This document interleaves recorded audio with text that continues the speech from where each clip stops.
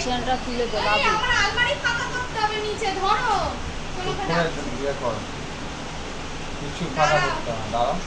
দুটো কথা বলো। আহ, আমার নিচে আলমারি ভরে গেছে। হ্যাঁ?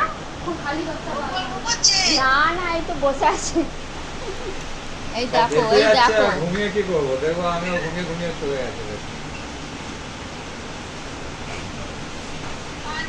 কি করছিস? আলমারিতে এসে গেছে এতটা। আরে দাঁড়াও না রে বাবা, উঠবে না। বোম্বলকে বললাম বিছানাটা তুলে দে। কতটা উঁচু আলমারি আছে, আলমারি। হ্যাঁ, এই আমাদের আলমারি।